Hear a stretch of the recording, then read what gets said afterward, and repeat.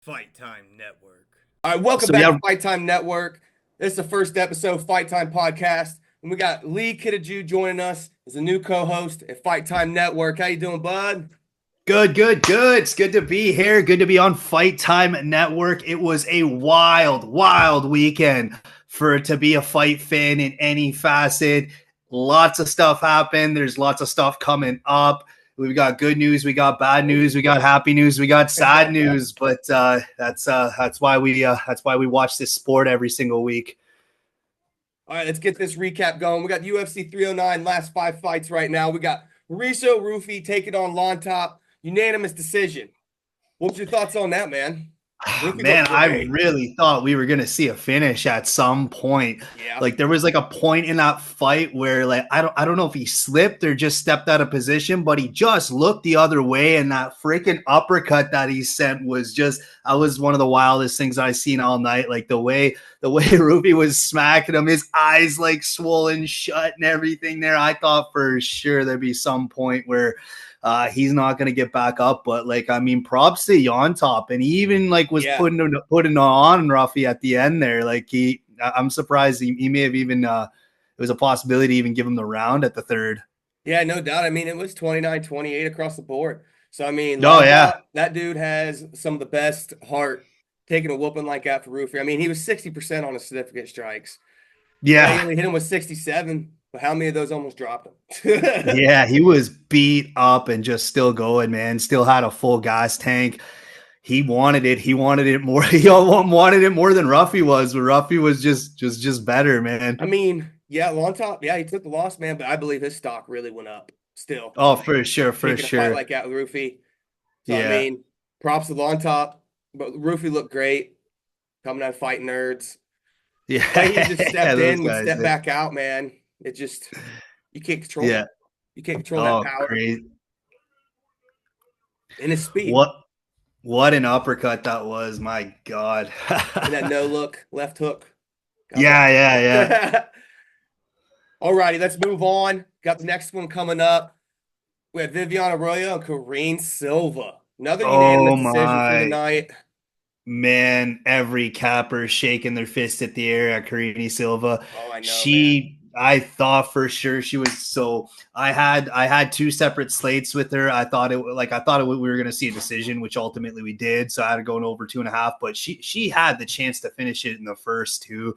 Yeah. I mean, that was Karini Silva's fight to lose, and she lost it. Like all that stuff in the third, like, oh my God, she's just dropping to her back, like not even off of any good grappling, just dropping to her back to catch a breath. Yeah, just pure exhaustion. She's not even trying to pull guard. She just went to her back, Yep. knowing full well that, I mean, Oroja could have went in there, but ultimately she didn't. Just stand back up, and it's a shame because it wasn't like Silva was not out fought by any means. She just Well, what I got really saw tired and happen here, like, man, it was pretty even. It's just that Arroyo ended up winning the scrambles.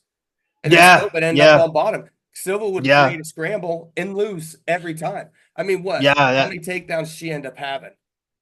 3 of 3. One each round. yeah. It wasn't one and two in the second. But I don't remember. There was times she was diving and creating a scramble and she just didn't come out on top.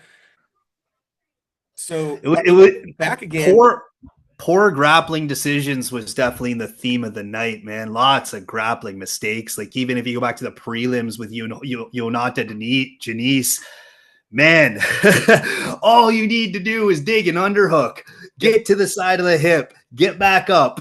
It's the first few things they'll teach you in a jiu-jitsu is, dig that underhook, and he's just holding the guy's head. Lots of grappling mistakes. You saw it in that fight. You saw it in Silva's fight. Yep. Um, Hands I down, guess, grappling killed her. She looked a little slow on her feet, kind of hesitant. Silva did too. I mean, yeah, it is what it is for her. Still a good fight on both. Sad thing is her only takedown, 1 for 7. She actually did end up getting reversed, I'm pretty sure. So it is what yeah, it is. That was a good fight. All right, moving on, absolutely. to Bo Nickel versus Paul Craig. What about this matchup? You didn't even get one takedown from Bo Nickel, not even one attempt. How about that? I mean, Paul Craig, he's not the top-notch best striker he's going to face. I mean, he is no way or means a top-notch striker. Yeah, But you got Bo Nickel not even trying to take him down. Do you think that was game plan? I think Bo Nick, I think Bo Nickel wanted to go out there for a finish. I think he was trying. I think he saw everything that we were going to see, and it's very unfortunate the way that turned out. Because you know, if Bo Nickel would have given the performance that ultimately, I don't think there's no way he didn't expect of himself, and the performance that we expected out of him, there'd be talk tomorrow morning or Tuesday of him facing Hamzat next.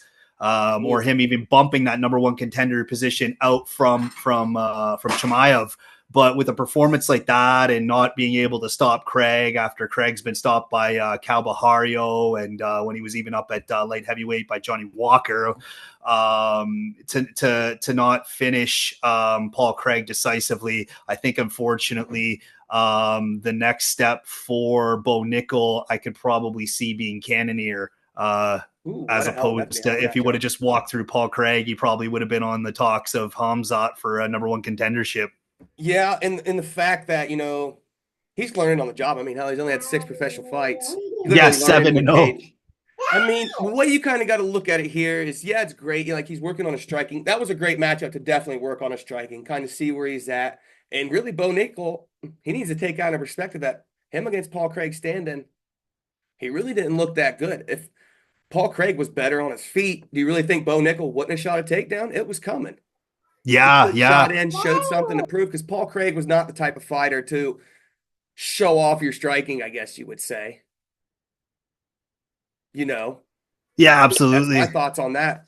I mean, Bo Yeah, Nickel I might have know got the for win, but sure. Like, so it'll be interesting to see what he does next because obviously he's not going to do a huge jump in the rankings right. after that performance, the decision win over Craig.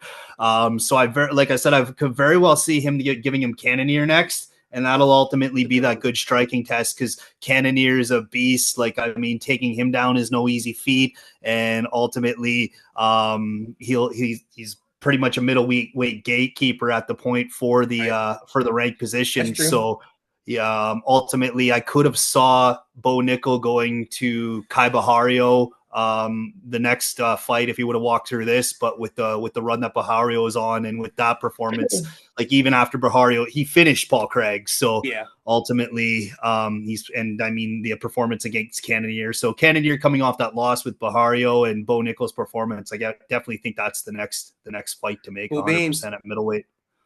All right. Well, Bo Nickel won 30-27 across the board pretty unanimously, though. So let's keep moving Yeah. on to the co-main event, UFC 309. We had Charles the Bronx Oliveira versus Michael Yeah. Iron Chandler. What a fight. Yeah. I mean, it really panned out kind of exactly how everybody thought it was going to, except for Chandler Yeah, getting it survived was on the ground for 25 minutes. entertaining and yeah, it's unfortunate that things had to work out for Chandler the way they did there because I don't Yeah. think I mean personally I've lost it whether it's from one side or the other, but I've lost interest in him fighting McGregor Oh, pretty yeah. well from the McGregor side of it for the course of the Yeah. year, but seeing that performance last night, it's like, yeah, you know what? I don't. Yeah, I'm not into that. So I don't know what's next for Chandler, but good on Oliveira for coming back and learning some English too. Eh? Yeah. They didn't even need that No kidding. translator in the interview after that. I mean, what's But crazy? yeah, it was an excellent performance. It's interesting to see that. I mean, like he couldn't get the finish on Chandler. He had his back in some Yeah, I questionable mean, he spots a had couple of three times. rounds of control time, 3 rounds of Yeah, control time on his back. It's almost like he really didn't even push it either. Like he just knew, let's just hang out here. This is how I'm going to win this fight. But Charles yeah, Oliveira yeah, looked sharp on his feet. I yeah. mean, he did almost get finished twice. Yeah, yeah, he took like 10 shots to the back of the head Yeah, too. we all He's saw just that. It letting was it moving, go. whatever. It was in the zone. It happens. Ref didn't call it. Who cares? Everybody can talk about it. Yeah, that was close. I was like, yeah, I was hoping to see Chandler get the victory last night for sure. Yeah, so And was I. yeah, that But that that fifth round barrage there. And I mean, hats off to the guy. He just throws facts. caution to the wind, technique out Well, the what was up window. with Michael Chandler all of a sudden just being able to stand up at the last 24 minutes in? Where the hell was he Yeah, at the first 4 rounds? yeah, absolutely. What was going on? Did he like whisper in his ear, said, "Hey, don't choke me out. I'm gonna fucking jump up and slam you," even though I ain't been able to do that Yeah. for 4 rounds? Yeah, God yeah. bless. the number one thing they teach you not to do in jiu-jitsu, Michael Chandler, you know what? I'm going to make it work for me. Yeah. He literally, it was the same picture. I seen it today on social media, 2021 when they fought last time. Same exact picture, same exact outcome. He just didn't get caught with the check left hook. That's about it. Yeah. You The know? strength you got to have to just, Yeah. just He's freaking insane. Freak. one leg squat somebody on your back trying to rip your head off. So I'm saying, what, Oliveira title shot, right? Yeah, I mean, who else you got? If Sarukian versus Islam, then everybody underneath you got. I mean, you got Gaethje. That ain't happening anytime soon. You got Holloway that just got locked. You know what I mean? Like, who else is gonna fight Oliveira? It's What's in- yeah, We'll make and this I guess quick, but I guess we have been missing that second matchup between them, that yeah, rematch. It's kind of escaped it like 3 or 4 times, but yeah, I suppose when you put it like that, yeah, ultimately that is the that's like the only fight to make, yeah. unless Because I mean, you got Gaethje, Poirier, Holloway, Hooker. Chandler yeah, just lost that he just beat. So I mean, Dariush ain't anywhere soon. Gamrot just lost. So yeah, you got Moicano coming up quick. Maybe that'd be a nice fight to make. mm-hmm. That'd Yeah, be a really yeah, nice eh? fight. Yeah, because I think they're doing Moicano and Piblet want that, Oh and yeah, I that's mean, true. ultimately that'll So probably we'll see be what happens. We got a good couple fights to come up to see how the weight class pans out. yeah, Perfect. Well, yeah, Oliveira over Chandler, pretty straight decision. Everybody thought it was going to be like that, but everybody didn't bet like that. Is what it is. Let's move on to yeah. the main event. The greatest of all time, John Jones, baby, versus the considered second best heavyweight of all time, now going to be Stipe. So what do we got going on here? How'd that pan out, bud? You know, Exactly how you expected it to. John I Jones loved won it. in dominant Oh, fashion. John Jones finishing off Stipe oh. Miocic with that spinning back kick to the body, then celebrating with Donald Trump and Elon Musk and Dana White doing man. It's like that was like probably the best American moment of 2024. Oh Like, yeah, hands down. like One of the most beautiful performance, man. It was just beautiful. It was artistic, like everything you could have ever seen from John Bones Jones, man. yeah, It was there. He was that literally 236 pounds and just as fast as he was at light heavyweight. Man, did you yeah. actually see and rewatch it in real time how quick that spinning back kick was? Oh yeah, and What it sounded at the like? in the first round, that collar tied to Oh, that foot sweep that he hit, it was just oh a my thing of gosh. beauty. Oh my god, with a big What a man like Stipe to go down like that, yeah, like he didn't even know what the hell happened. All of a sudden he's he was just on his what, back and then like, all of what a the sudden shit? Jones on top throwing Yeah. those elbows. What a performance! There's the reason that he is the GOAT, John Man, all Bones I gotta do is say Jones. some of this right here. Greatest all time. Going against one of the best heavyweight. Significant strikes, 96 of 119. Total strikes, Yeah, 104 of 128. Hit 80%. 80%. Takedown percentage, beautiful. Control time, 351. Really didn't need much.